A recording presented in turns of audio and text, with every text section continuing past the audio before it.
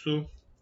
Hoje nós vamos falar sobre análise dos dados, nós estamos chegando na parte final da produção do artigo científico, então a análise dos dados é essa parte que fecha, dá o suporte mesmo do artigo. É a parte mais importante do trabalho, né, do artigo científico, é a análise dos dados. Não tem artigo científico sem análise de dados. Ou seja, não tem artigo científico sem resultado e discussão.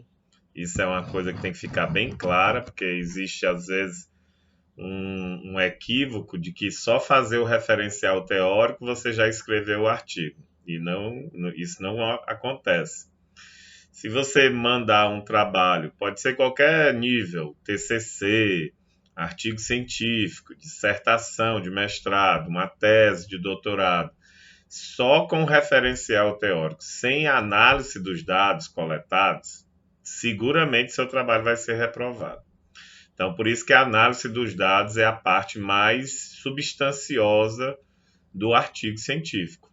É a parte que a gente tem que ter mais cuidado na hora da escrita, é a parte que você vai ter que ter mais atenção na hora de escrever e, principalmente, é a parte que precisa de maior interpretação por parte do autor. Por isso que ele é um pouco mais complicado. Então, o que é que são esses dados? O que é que nós vamos analisar? Como é que a gente vai fazer isso? Os dados vão variar de acordo com o tipo de trabalho que você está executando. Então, é por isso que fazer a análise de dados, ele depende de muitas escolhas que você fez antes, lá no pré-projeto. Vocês lembram que quando eu falei para vocês, quando você estava organizando a metodologia, eu disse, tome cuidado com a escolha metodológica que você for fazer, porque essa escolha metodológica vai interferir diretamente na análise dos dados que vocês vão coletar. Então, a análise dos dados que a gente vai trabalhar, ela depende das escolhas metodológicas que você fez. Por isso que na organização do artigo, o resultado e a discussão, que são as análises de dados, devem vir após a metodologia. Isso é uma regra básica, uma regra simples de formatação de artigo, porque quem vai ler o artigo, ele vai ler a introdução, referencial teórico, metodologia, e aí ele já vai cair nos resultados. Porque para ele entender o tipo de resultado que você vai apresentar, ele primeiro tem que saber o tipo de metodologia que você resolveu escolher. Então, essa análise de dados nada mais é do que os resultados e discussões, que é a parte do trabalho onde você vai apresentar, comentar, interpretar tudo que você coletou na sua pesquisa. Algumas pesquisas científicas, esses tópicos eles vêm separados. Um tópico só de resultado e um tópico só de discussão. Eu, particularmente, acho que é melhor você colocar junto resultados e discussão. E aí você já vai apresentando os resultados e logo abaixo você já vai discutindo esses resultados. Você já vai explicando esse resultado. O que é essa discussão? A discussão dos resultados diz respeito a você fazer um contraponto entre o assunto que você leu no referencial teórico, que você escreveu no referencial teórico, e o que você achou na sua coleta durante a sua pesquisa. Porque algumas vezes o que você leu, pesquisou sobre um assunto e escreveu no referencial teórico, na hora que você vai para a coleta da pesquisa, existe um choque completo do que o que a literatura diz e o que a pesquisa apresenta. E isso é bom, isso não é ruim não, isso é bom. Porque aí tem margem para você interpretar os dados que você coletou à visão, à luz do referencial teórico que você escreveu. Então, isso é importante também. Por isso que eu acho mais interessante, particularmente, colocar resultados e discussão tudo junto no mesmo tópico.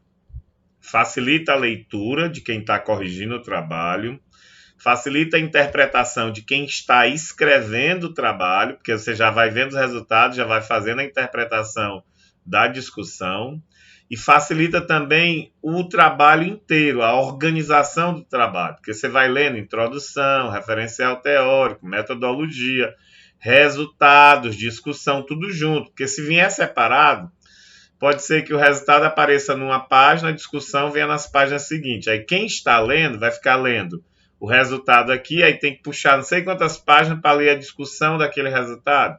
Então isso às vezes atrapalha. Por isso eu acho mais interessante colocar os dois juntos. Na maioria dos artigos que vocês vão pesquisar, ou na maioria dos artigos que tem, sempre aparecem esses dois juntos. Salvo algum programa que exija o resultado separado da discussão em tópicos distintos. Mas é mais interessante você colocar os dois no mesmo tópico. Então, esse resultado e essa discussão é a parte que a gente mais bate cabeça mesmo. Aqui é aquele momento que a pessoa fica quase correndo doida. Se até agora não correu doida, aqui é o momento que a pessoa vai ficar ter que ter um pouco mais de dedicação para escrever o trabalho. Porque a ideia aqui é fazer uma interpretação. E aí é que é o grande problema. Você interpretar alguma coisa que você leu necessita de muita leitura prévia sobre o assunto que você está interpretando. Vamos dar um exemplo. Eu estou falando sobre... Tinha um trabalho lá que fala, o trabalho de vocês, se não tiver mudado, né? Falava sobre reflorestamento. E aí imagina que no resultado que você encontrou um dado que diz que o Brasil é o país que menos faz reflorestamento. Como é que você vai explicar isso na discussão? O dado está lá, o Brasil é o país que menos faz reflorestamento no mundo. Como é que você pode explicar isso se você não tiver uma leitura prévia sobre as políticas de reflorestamento, como é o processo de reflorestamento, o que é que acontece para haver um reflorestamento, quais são as etapas que são necessárias para você constituir um processo de reflorestamento. Então, fazer essa interpretação precisa bater cabeça. Precisa ter várias informações que você deve ter encontrado no referencial teórico. Então, interpretar dado é você confrontar o referencial teórico que você pesquisou em artigo, livro, jornal, documentos, qualquer fonte que seja confiável. E nesse confronto, você fazer o contraponto com o material que foi coletado. Por isso que a interpretação é algo muito particularizado, depende muito do indivíduo.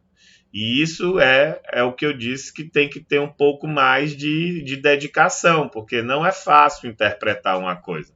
Você pode interpretar uma coisa de maneira errada, se você não tiver uma base teórica consolidada.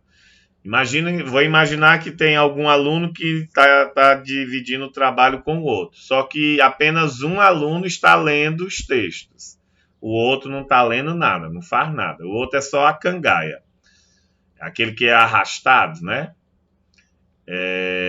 Como é que esse aluno que não lê nada, não tem nenhum contato com o referencial teórico, ele vai conseguir fazer a interpretação de algum assunto que ele encontrou na coleta da pesquisa dele? Não vai dar certo, porque ele não tem base teórica para interpretar esse assunto. Por isso da necessidade de você ler no referencial teórico. Por isso da necessidade de você fazer questionamentos, bater cabeça, pensar, tentar entender como é que aquele conhecimento foi produzido e, principalmente, absorver esse conhecimento. Você vai ter que aprender sobre aquele assunto. Porque se você não aprender sobre esse assunto, você não vai conseguir fazer essa interpretação. A análise dos resultados serve para que você seja capaz, e isso é a parte mais importante do resultado e da discussão. É nesse momento que você vai conseguir testar a hipótese e resolver o problema que você traçou no seu projeto de pesquisa. Então, na hora que eu tenho um referencial teórico e na hora que eu tenho resultados coletados na minha pesquisa e faço a confrontação entre o referencial teórico e o que eu encontrei na minha pesquisa, é nesse momento que eu tenho condições de dizer, olha, a hipótese que eu levantei é falsa. Vamos voltar ao exemplo do reflorestamento. Vamos imaginar que na minha pesquisa eu imaginei que para cada 5 metros eu necessitaria de 2 árvores. Porque lá, se eu me lembro, era um modelo matemático que ia ser construído para a quantidade de árvores colocadas por reflorestamento. Então vamos imaginar que eu levantei a hipótese que para cada 5 metros só são necessárias 2 árvores. Só que no referencial teórico que eu pesquisei sobre reflorestamento, ele trouxe uma informação de que para cada 5 metros, para cada metro de reflorestamento, é necessário colocar uma árvore. Ou seja, para cada 5 metros, eu necessitaria de 5 árvores. Por conta disso, na hora que eu for testar esse modelo matemático, que eu for coletar os dados dessa pesquisa, eu vou observar que a quantidade de árvores aquela área estabelecida, 1 quilômetro, 2 quilômetros, 30 quilômetros, ela não está de acordo com o que o referencial teórico diz. Porque o referencial teórico diz que eu preciso de uma árvore a cada metro. E eu medi lá aquela área, a área tinha 30 metros e eu só encontrei 20 árvores.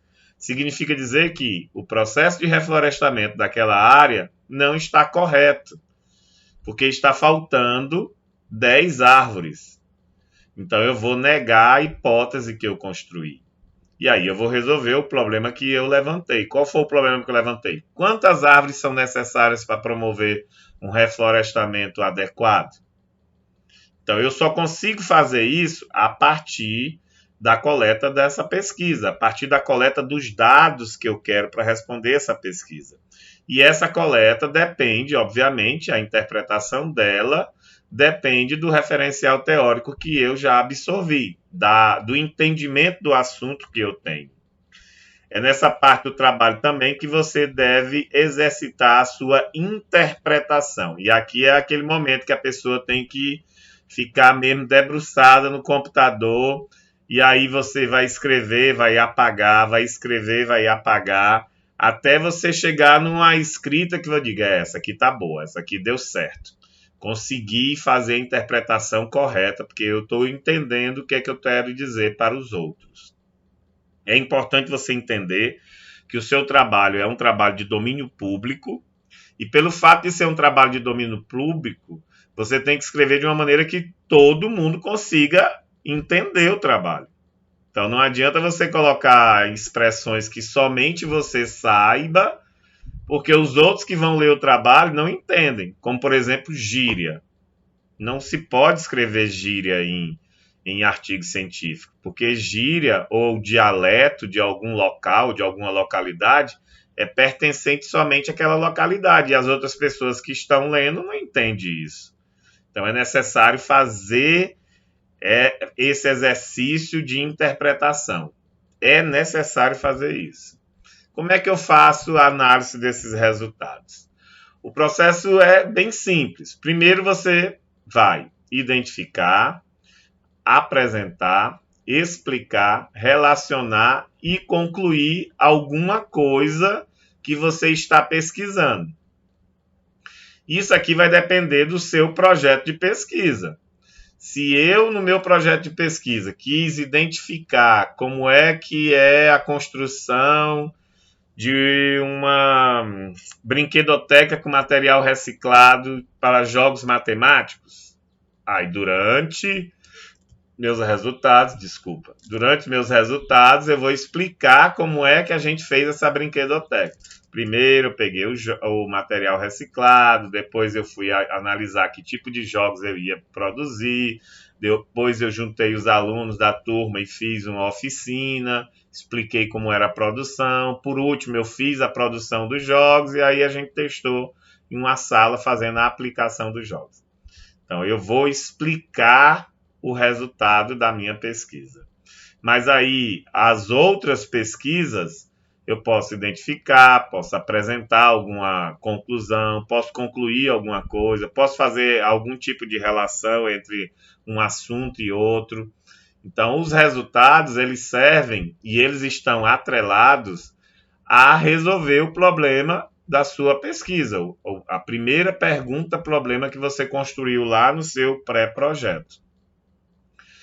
É necessário você observar o roteiro para as pesquisas, porque nós temos dois tipos de pesquisa. Nós temos as pesquisas teóricas, que são aquelas pesquisas direcionadas apenas para a revisão de bibliografia, que são bem mais complexas, bem mais complicadas, bem mais demoradas, porque elas precisam de um tipo de tratamento que a gente chama de meta-análise.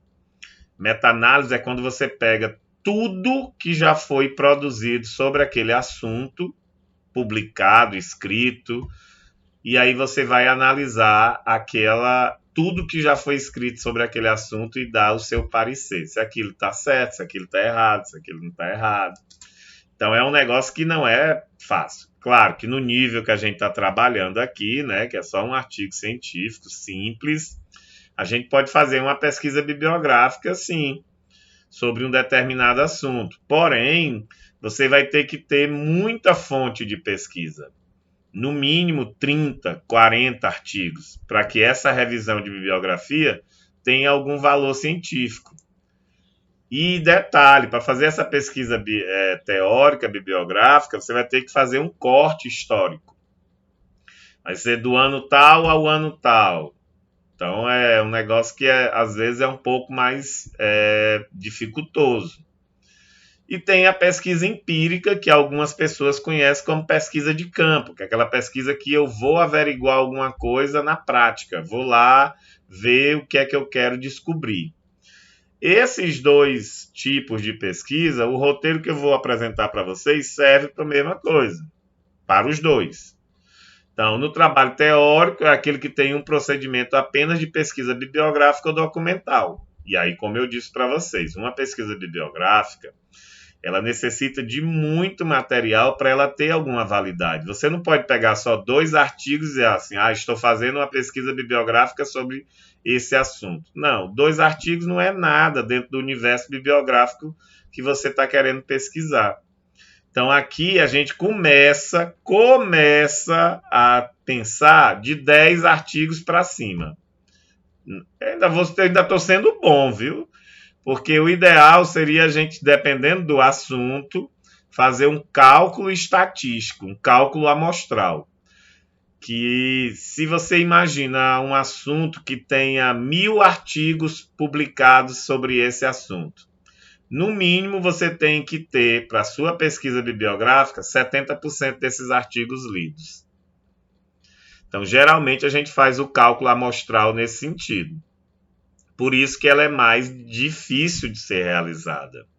Mas a pesquisa bibliográfica é importante para dar suporte à pesquisa empírica, porque é na pesquisa bibliográfica que eu vou escrever o meu referencial teórico.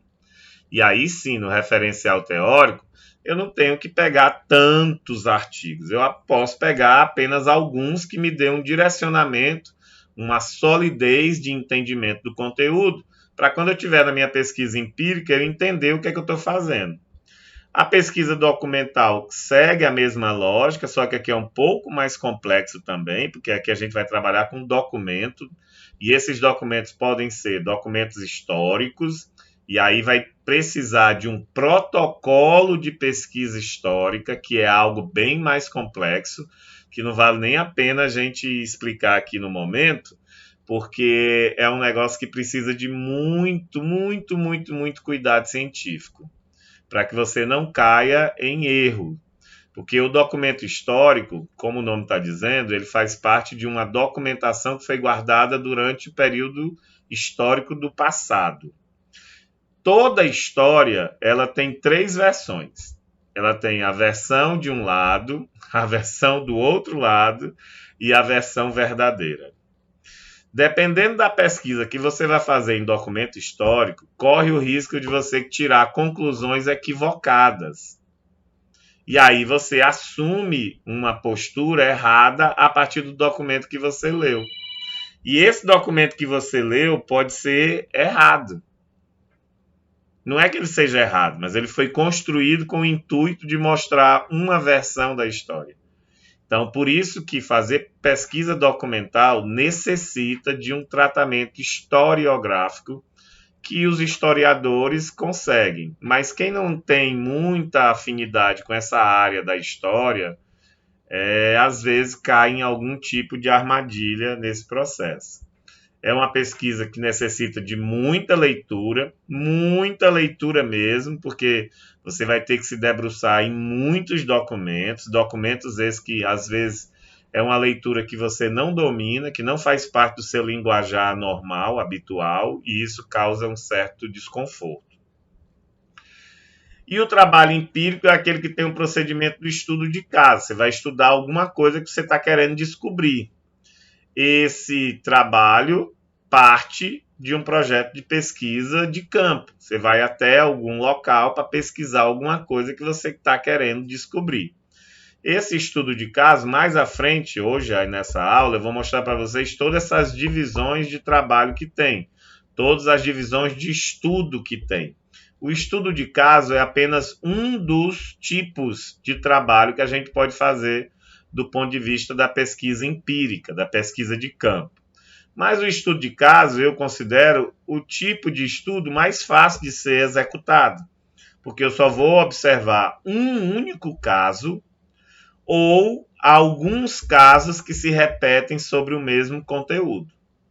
Então é por isso que eu considero o mais simples para a gente trabalhar. Essa pesquisa empírica é necessário que o pesquisador vá até o local, por isso que chama pesquisa de campo, ele tem que coletar dados de um determinado grupo de pessoas ou de um determinado grupo de indivíduos ou de uma determinada situação, de uma determinada localidade. É necessário que haja uma amostra a ser pesquisada. Desse universo amostral, o pesquisador vai escolher aquilo que ele quer pesquisar, que ele quer averiguar, para conseguir resultados suficientes para resolver o seu problema. Por isso que essa pesquisa de campo, ela demanda também um pouco mais de cuidado, porque você vai ter que ir até o local. E aí também vai ter que ter um pouco mais de trabalho nesse sentido. Para a gente começar a falar sobre essa análise, como é que a gente vai fazer para escrever tudo isso que eu acabei de dizer para você? Do ponto de vista teórico, você simplesmente vai descrever o que você encontrou nos artigos científicos. Se você for fazer uma pesquisa bibliográfica ou uma pesquisa documental, você vai apenas descrever, mostrando as diferentes opiniões dos diferentes autores que você leu sobre aquele mesmo assunto. Mas aí é que começa a confusão. Como eu disse anteriormente, a pesquisa bibliográfica ou documental, ela necessita de uma quantidade muito grande de material a ser lido e pesquisado. Então, você vai ter que ter um poder de síntese muito, muito bem estruturado. Porque senão você vai escrever um artigo que só pode ter 10 páginas, você vai passar a escrever 30. Não vai dar certo. Então, é nesse momento da pesquisa bibliográfica e documental que você vai descrever mostrando as opiniões dos autores que você leu. As opiniões, elas podem ser iguais, elas podem ser congruentes, uma completando a outra, mas também elas podem ser opostas, elas podem ser diversificadas, elas podem ser diversas, uma diferindo da outra. tanto as duas maneiras são interessantes, porque quanto mais diferente for seu trabalho, quanto mais ele apresentar opiniões diversas sobre diferentes autores, mais rico será o seu trabalho bibliográfico. Um trabalho bibliográfico bom não é aquele que apresenta somente uma única versão da história. Um trabalho bibliográfico bom é aquele que apresenta diferentes versões do mesmo fato científico, do mesmo fato histórico. Porque se eu apresento diferentes versões, eu estou dando a liberdade para quem vai ler meu trabalho se afinar com aquela que ele mais entendeu que seja correta. Por isso que isso é ciência, né? Você não pode colocar a sua vontade própria dentro do processo científico. Você tem que fugir desse seu... Você pode até ter um direcionamento, mas você não pode deixar isso explícito dentro do trabalho. Por exemplo, no primeiro capítulo descobriu-se isso do texto tal. No segundo capítulo descobriu-se isso, e aí você vai fazendo esse contraponto de todos os artigos que você leu. Por isso que é um negócio meio longo de ser feito e muito trabalhoso. Não é difícil, é trabalhoso. Existe uma diferença entre ser difícil e ser trabalhoso. Porque você vai ter que ler indiscriminadamente vários artigos. E aí de cada artigo você vai ter que separar a ideia central, os achados daquele artigo, as considerações daquele artigo, e depois você vai organizar a sua escrita. O autor tal apresenta sobre esse assunto determinado entendimento. Porém, o autor tal apresenta também sobre esse assunto um entendimento completamente controverso. Porém, existe ainda os autores tais, que concordam com o primeiro autor, mas existe também os autores C, D, F, G, H, J, L, que concordam com o segundo autor. Então, imagina você escrever isso de uma quantidade enorme de autores. Então, é um negócio um pouco trabalhoso, mas é uma proposta. A pesquisa empírica é, como eu disse, mais fácil da gente trabalhar, porque você vai trabalhar ou com número ou vai trabalhar com dados textuais, com texto. Por isso que eu falei que a pesquisa empírica depende da metodologia que você escolher. Se você escolher uma metodologia quantitativa, os resultados que você vai coletar vão ser apresentados em forma de número e de gráficos, de tabelas. Se você escolher uma metodologia qualitativa para fazer o seu trabalho, os resultados que você irá coletar e apresentar vão aparecer em forma de dados e de textos. Porque dentro da metodologia qualitativa, eu posso fazer entrevistas, eu posso buscar a fala da pessoa.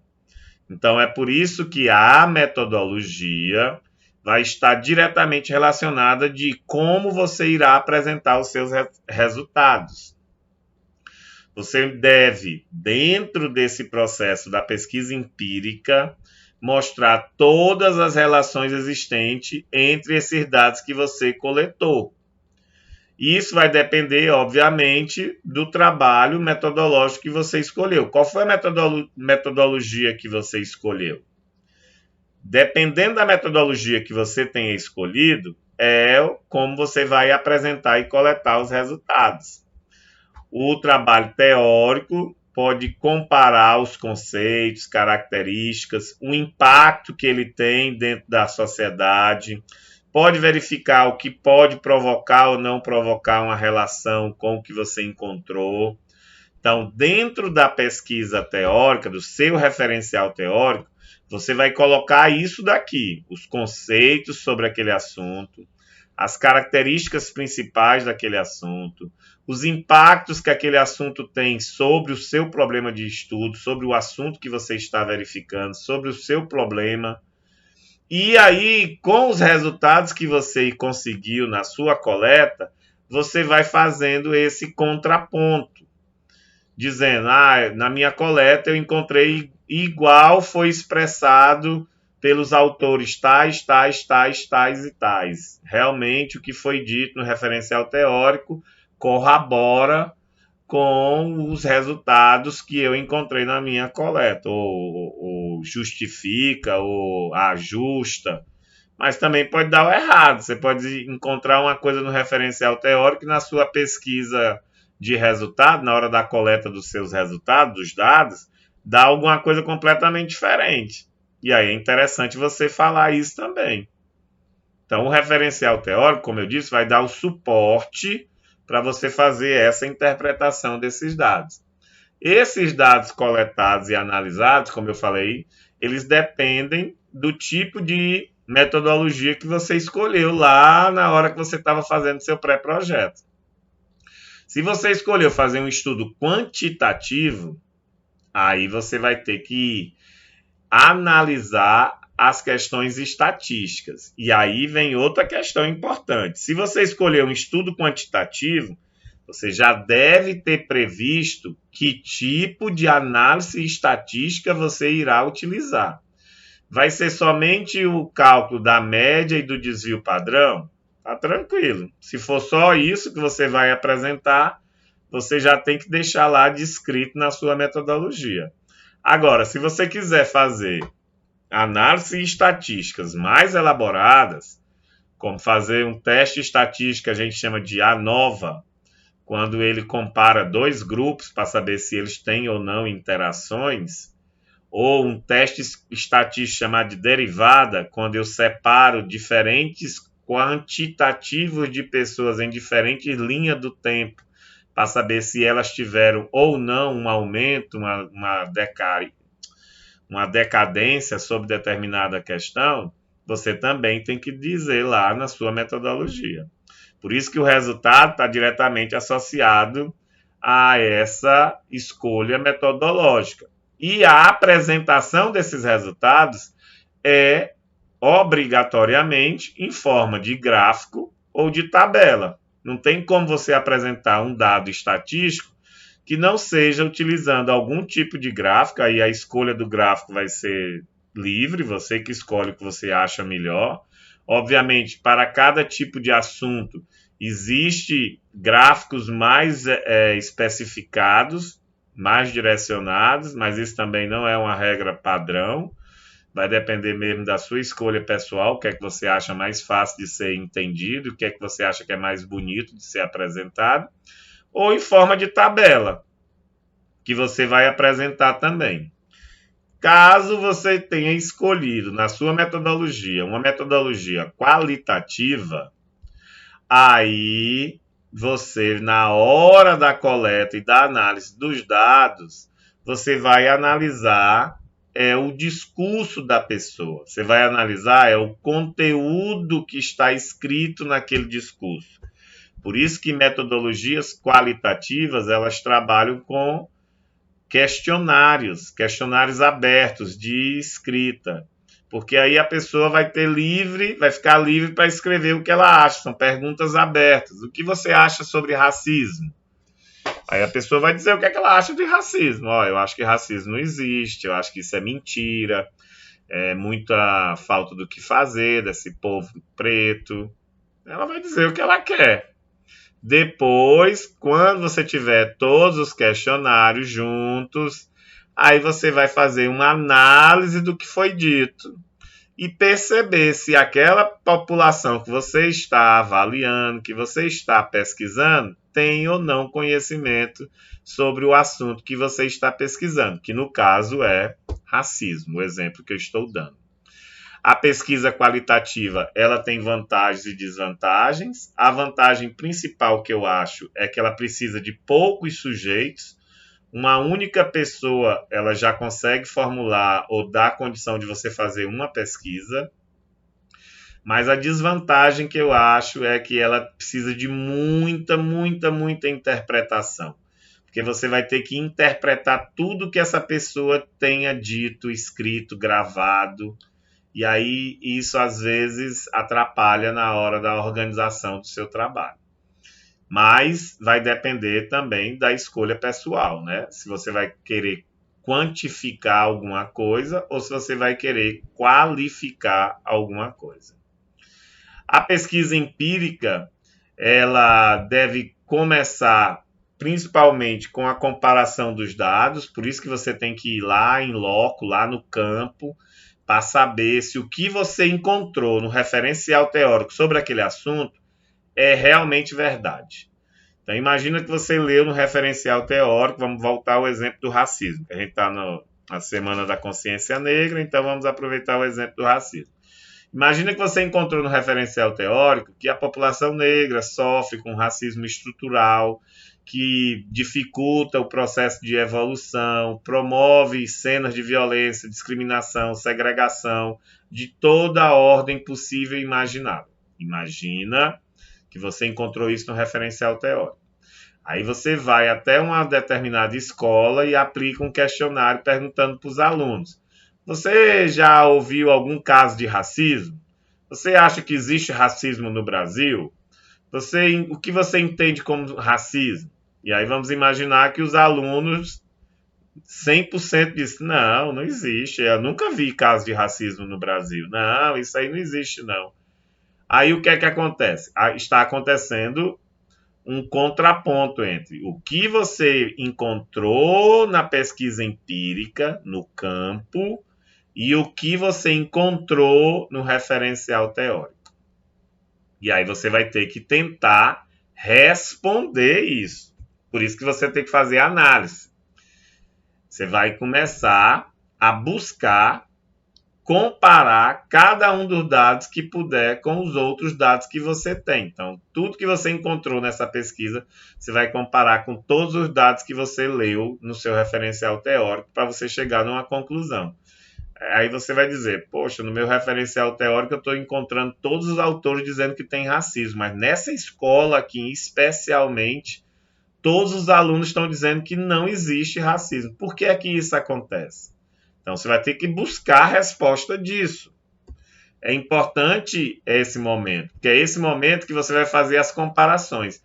Olha, eu encontrei isso aqui no meu referencial teórico, mas lá na pesquisa de campo eu estou encontrando outra coisa completamente diferente. Por que é que isso está acontecendo? Então, encontrar essa resposta é justamente a discussão do seu resultado. Aí você vai ter que se debruçar dentro dos textos, dentro dos conceitos, dentro das interpretações do conteúdo que você está escrevendo para poder encontrar essa resposta e discutir esse resultado que você encontrou na pesquisa de campo. Então você vai comparar tudo que você puder, as diferenças entre as medidas e as quantidades, as frequências de acontecimento, as características uniformes e distantes, qualquer relação que possa existir entre qualquer elemento que você tenha levantado no seu trabalho, tudo isso é motivo de comparação que você possa fazer. Por exemplo, 70 das pessoas mais jovens demonstram um determinado comportamento e 80% das mulheres apresentam outro comportamento. Então, eu estou fazendo uma comparação que 70% de pessoas jovens têm um comportamento X, mas 80% das mulheres não acompanha esse comportamento dessas pessoas jovens. Então, isso aqui eu posso fazer isso aqui é apresentando dado. Obviamente, eu não vou apresentar isso de maneira escrita. Eu vou apresentar isso numa tabela ou num gráfico. E aí você vai apresentar esse resultado e logo embaixo você vai discutir o resultado. Então, aqui você considerou as perguntas do questionário separadamente, mas fez uma comparação entre as duas. Se tivesse mais perguntas, você podia fazer entre todas elas. Aí vai depender de como seu questionário foi construído. Foram duas perguntas, uma pergunta, 30 perguntas. E aí você vai procurar as relações que essas perguntas têm com esse questionário. Por isso que é importante, na hora dessa análise do resultado, como eu falei, mais cuidado. Porque você vai ter que avaliar ainda mais para descobrir essa relação, se ela tem significância ou não para a resolução do seu problema. Então, imagina que você, no questionário lá que foi respondido, responderam um monte de coisa que não tem nada a ver com o seu problema. Aí vai dar um erro. Então, era necessário você ter visto isso antes. Agora, no finalmente, se você percebeu que o questionário que você fez não responde o seu problema, você vai ter que refazer o questionário, reaplicar o questionário para que ele lhe dê a solução do problema. Então, isso também é importante você observar. Qual é, por exemplo, a causa, o motivo ou a consequência desses comportamentos desses grupos de pessoas? Se isso for o seu problema, a partir da resposta que vai ter no questionário, você vai conseguir responder o seu problema de pesquisa. Mas é necessário que o seu questionário que você aplicou lá com a sua amostra tenha condições de responder o problema que você levantou no seu projeto de pesquisa. Caso isso não esteja bem organizado, bem amarrado, é necessário você refazer o seu questionário. Por isso que eu falei nas aulas anteriores e na aula do MIT que nós tivemos, eu falei que um bom projeto de pesquisa resolve ou diminui muitos problemas na escrita do trabalho final.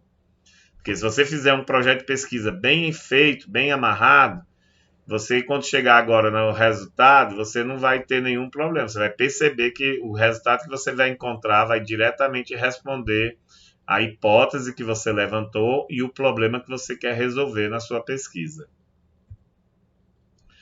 Você teria que comparar as descobertas da pesquisa empírica com as descobertas da pesquisa bibliográfica. Isso aqui é a base do que é resultado e discussão. Resultado e discussão nada mais é do que eu comparar o que eu encontrei lá no campo, lá na investigação com a minha amostra, com o que eu encontrei na pesquisa que eu fiz nos livros, artigos, revistas.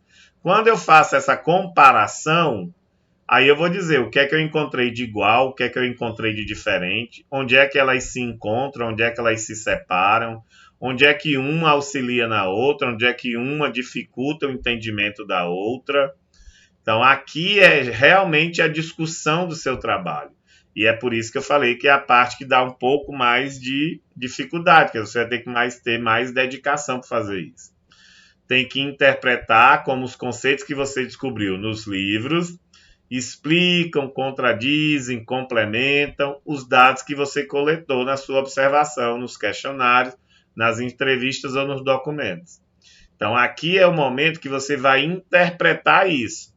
Vai fazer esse choque de realidade entre a realidade que você encontrou na pesquisa bibliográfica e a realidade que você encontrou na sua pesquisa de campo. É isso que a gente chama de discussão. É isso que a gente chama de discutir um dado, discutir um resultado. É você fazer esse contraponto, esse choque entre a pesquisa empírica e a pesquisa bibliográfica. Colocar tudo isso de frente com a hipótese que você levantou e verificar se o que, depois dessa interpretação, se ela aceita, se ela confirma ou se ela nega a hipótese do seu trabalho. Então, isso é importante, porque se você só vai conseguir chegar a um resultado final do seu trabalho, uma conclusão do seu trabalho, respondendo ou negando a sua hipótese, depois que você fizer essa interpretação dos dados. Se você não discutir esses dados, você não tem como chegar nesse resultado final. Comparar a ideia que você tinha antes de começar a pesquisa com as constatações que você tem agora na hora que você está fazendo. Então, isso é importante, porque na hora que você vai fazer a pesquisa, antes de você aplicar os questionários, aplicar as entrevistas, fazer o levantamento, a coleta dos dados, você tem uma ideia construída, porque você leu tudo sobre aquele assunto no referencial teórico, ou pelo menos você deveria ter lido tudo sobre aquele assunto no referencial teórico. E aí agora é a hora de você fazer essa comparação. O que eu li está dando certo? O que eu li está indo contra? Então essa é a visão que você tinha do tema, teoricamente, aqui deve estar mais amadurecida, porque você já leu tudo sobre aquele assunto no referencial teórico. Eu digo teoricamente porque tem algumas pessoas que querem inverter a lógica. E aí querem fazer uma pesquisa de campo, coletar dados numa amostra, sem nunca ter lido nada para escrever o referencial teórico. Não dá certo. Isso não vai acontecer, não vai funcionar. No final vai dar um erro. Então é necessário que você tenha lido tudo sobre o tema, o assunto que você está pesquisando, tenha escrito o seu referencial teórico de maneira bem sólida, mostrando os conceitos, as características, a importância, as discordâncias que a literatura traz sobre aquele assunto, para que na hora que você encontrar o resultado, você tenha como explicar o que você encontrou. Porque se você não tiver como explicar o que você encontrou, sua pesquisa não vai para frente. Aqui é o momento que você tem que se posicionar. Aqui é o momento que você pode dar a sua opinião, mas a sua opinião não pode ser a sua opinião pessoal.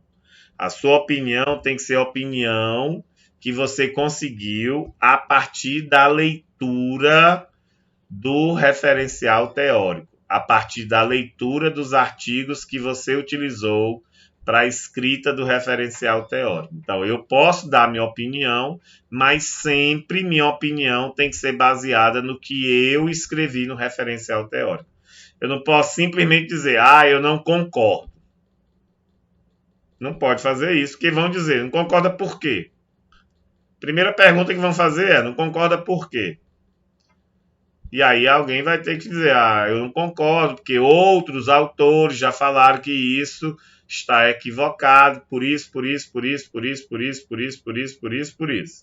Então, você está dando a sua opinião a partir da interpretação de outros autores, de outros dados científicos de pesquisa que você tenha no seu referencial teórico. Por isso que é importante ter cuidado com isso. Como eu falei anteriormente, existem diferentes métodos de estudo para você fazer essas suas pesquisas de campo. O estudo de caso, como eu falei, eu considero mais simples, mas tem outros que podem ser utilizados.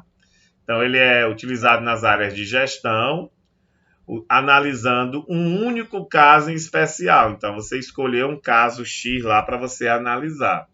Existe também a revisão de bibliográfica, e esse aqui é comum a todos os artigos científicos, porque não tem como você fazer artigo científico ou qualquer tipo de pesquisa que você não tenha feito uma revisão de bibliografia, você não tenha lido sobre aquele assunto para escrever o seu referencial teórico.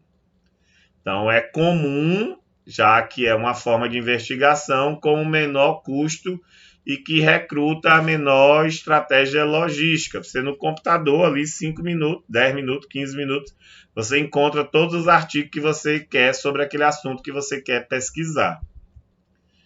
Existem 3 tipos de revisão bibliográfica. Agora, aqui sim, tem umas que são mais difíceis do que a outra. Tem as revisões narrativas, que são publicações amplas, com a temática aberta. Elas servem para descrever determinado assunto de maneira geral. Não informa as fontes utilizadas nem os critérios para busca de referência. Essa aqui não serve para a gente que está fazendo pesquisa científica. Toda pesquisa científica eu preciso ter uma referência. De onde é que você tirou isso? Eu tenho que ter tenho que saber de onde saiu aquela ideia, porque senão não serve para o trabalho científico. Essa pesquisa narrativa, ela não exige protocolo rígido, utiliza basicamente a literatura publicada em livros, artigos e revistas impressas e eletrônicos. Ou seja, eu posso ler qualquer coisa, qualquer lugar, e escrever sobre um determinado assunto de maneira narrativa. Eu acho que isso, tal, tal, tal, tal, tal, sem muita preocupação com as referências, de onde eu retirei isso. Existe a pesquisa integrativa, essa aqui é um pouco mais complexa e ela é importante para nós. Permite a inclusão de diversos métodos e constitui um instrumento da prática baseada na evidência. Essa aqui é importante para nós. Quem faz pesquisa científica de campo, pesquisa empírica, ele vai até o local para ver o que aconteceu. É realizada com ampla busca de dados na literatura teórica e empírica. Então, eu estou dizendo na teoria que, vamos dar um exemplo de planta. Toda vez que eu coloco uma semente num solo fértil, com água e luz adequada, essa planta cresce. Isso está escrito na literatura. Aí eu vou lá no campo e vejo se isso dá certo. Eu jogo uma semente num solo fértil, jogo água e luz adequada e espero ver se ela cresce. Então, essa é uma revisão de bibliografia integrativa. Eu consigo perceber, do ponto de vista empírico, que o que está escrito do ponto de vista teórico é verdadeiro.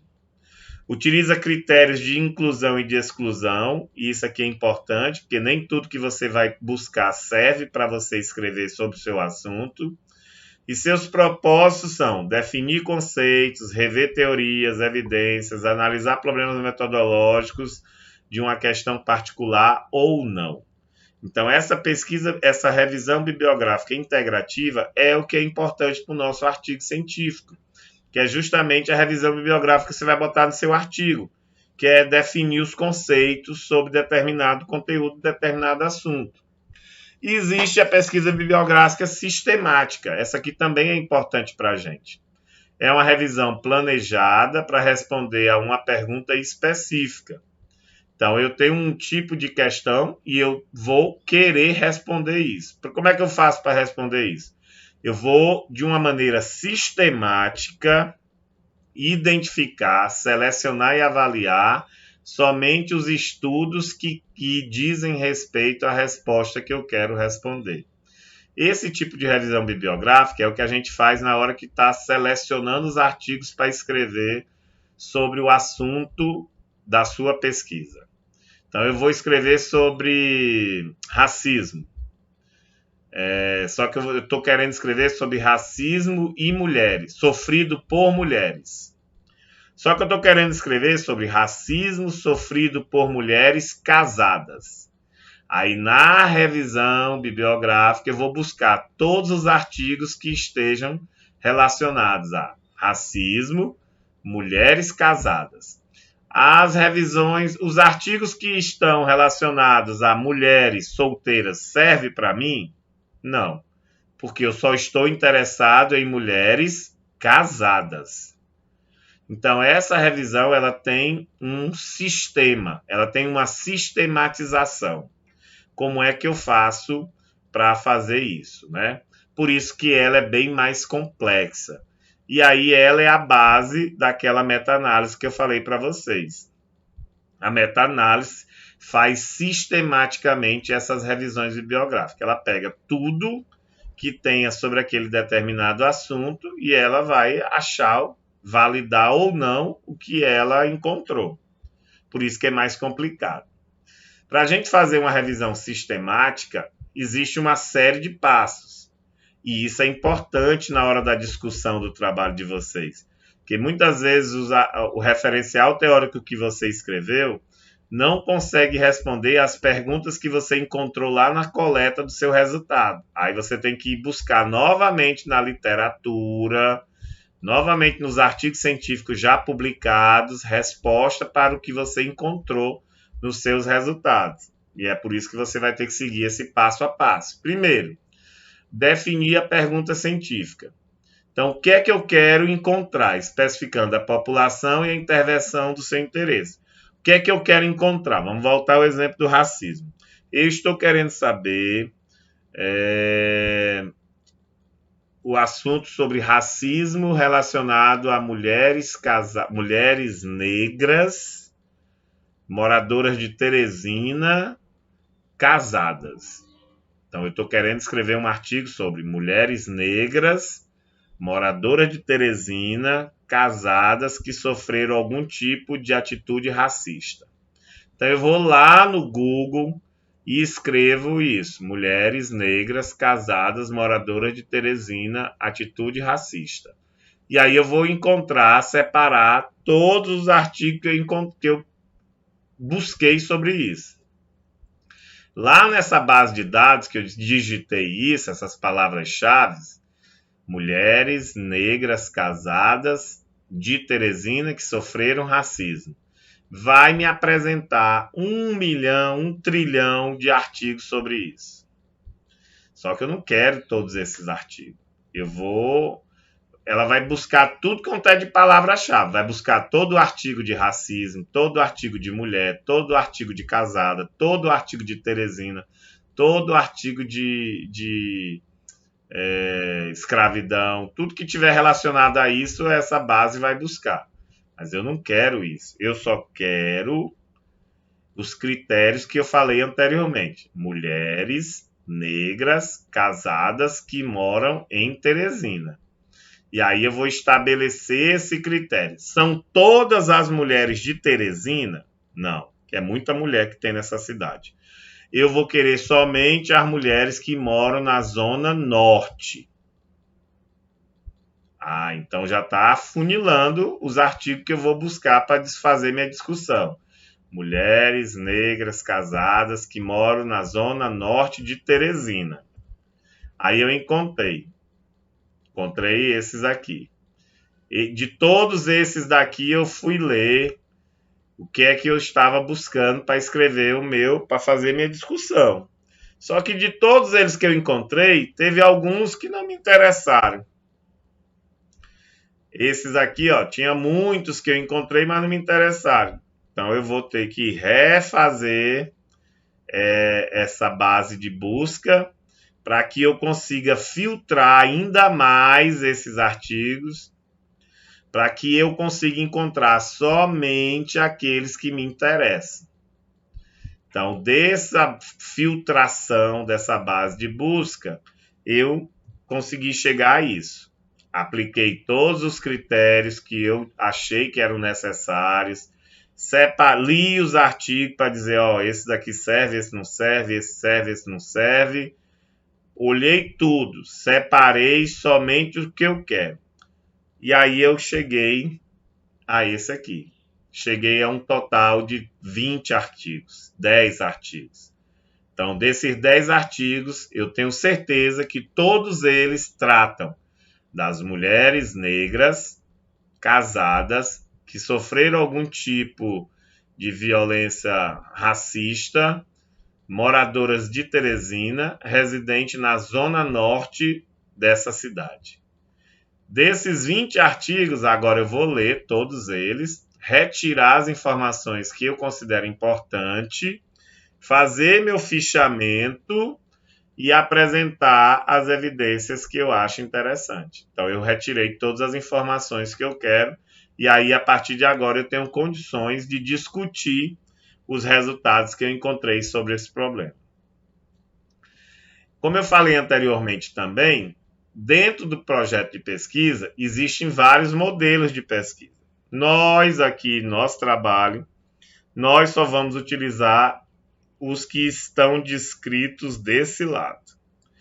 Caso você queira extrapolar a sua pesquisa, fazer uma especialização, mestrado, doutorado, aí você tem todos esses modelos para você escolher qual você acha que será mais interessante. Lembrando que cada modelo tem uma relação direta com o tipo de pesquisa que você vai fazer. Então, o que é que nós vamos fazer? Nós vamos fazer pesquisa descritiva. Nós vamos descrever um determinado assunto ou uma determinada situação. Essa descrição contrapõe com outro tipo de pesquisa que a gente chama de pesquisa analítica, onde você vai analisar um determinado assunto ou uma determinada situação. Dentro das pesquisas descritivas, eu tenho pesquisas descritivas populacionais, quando eu descrevo determinada população, ou tenho pesquisas descritivas relacionadas a um caso que aconteceu em um determinado local, determinada região ou determinada pessoa, ou eu tenho pesquisas descritivas relacionadas com a série de casos que aconteceram. Só existem esses 3 tipos aqui que você pode fazer do ponto de vista descritivo. Então, eu só posso fazer pesquisa descritiva populacional quando eu estou relacionando uma população, ou eu posso fazer pesquisa descritiva com um relato de caso, estou relatando algo que aconteceu em algum lugar ou com alguém, ou eu faço uma pesquisa descritiva com vários casos que se repetiram com a mesma pessoa ou no mesmo local. Então, esse aqui é o que nós vamos fazer no nosso artigo científico. Existem os outros modelos de pesquisa. Do ponto de vista analítico, a gente tem as pesquisas experimentais, que são essas que são feitas para desenvolver, por exemplo, a vacina. Existem as pesquisas observacionais, são aquelas que você observa o que está acontecendo, e aí ela pode ser uma observação longitudinal, que é ao longo do tempo, ou ela pode ser uma observação transversal, quando eu separo um espaço de tempo. Quando eu digo que ela é longitudinal, eu sempre vou ter um caso controle, que é quando eu faço a comparação entre duas coisas. Um grupo é submetido a uma determinada situação, o outro grupo não é submetido a essa situação. Passa-se o tempo e depois eu comparo os 2 grupos para saber o que é que mudou no grupo que foi submetido e no grupo que não foi submetido. Ou ela pode ser de coorte. Uma pesquisa longitudinal de coorte é aquela pesquisa que ela faz uma separação num determinado período de tempo específico. Esse período de tempo específico, ele pode ser prospectivo, ele pode ser futuro, ou ele pode ser retrospectivo, ele pode ser no passado. Geralmente, essas pesquisas de coorte são pesquisas relacionadas a questões que já ocorreram, como, por exemplo, eu quero saber a quantidade de pessoas que morreram em 2020, de fevereiro a março, por Covid, no município de Amarante. Aí eu vou lá nos registros de Amarante, é uma pesquisa de corte, porque é de fevereiro a março, no período de 2020, retrospectiva, porque eu estou indo no passado. Eu estou querendo verificar algo do passado, algo que já aconteceu. E eu posso fazer uma prospectiva querendo saber quanto será o índice de morte das pessoas por Covid de novembro a dezembro de 2022. Aí eu vou fazer uma prospecção. Eu vou esperar, né? Já está na segunda semana de novembro. Na primeira semana aconteceu tantas mortes, na segunda tantas mortes, na terceira tantas mortes, na quarta, na quinta, na sexta, na sétima, na oitava morte. Aí eu fiz 2 meses. Então, geralmente a gente faz assim. Para nós, estou falando isso aqui só para título mesmo de informação para vocês. Para nós vamos trabalhar com isso aqui somente, certo? Do ponto de vista da amostra, é importante a gente entender também que existe o universo. Isso aqui eu já falei para vocês, eu só estou reforçando. Do universo, você vai tirar a população investigada, que a gente chama de amostra. E dessa amostra, eu vou selecionar os sujeitos que eu vou investigar para aplicar os questionários ou aplicar as entrevistas. A partir desses sujeitos investigados, é que eu vou fazer as minhas observações. Nem sempre todo o universo vai compor a amostra. Na maioria das vezes, do todo, eu corto um pedaço para eu analisar, porque isso é mais fácil de ser feito. E essa amostra, se for uma amostra muito grande, ela vai necessitar de um cálculo amostral, Por isso que eu falei para vocês que as pesquisas quantitativas, elas são um pouco mais fáceis de serem feitas na hora dos resultados, mas ela tem um problema sério do ponto de vista da amostra, porque ela precisa de uma quantidade muito grande de pessoas para fazer essa pesquisa.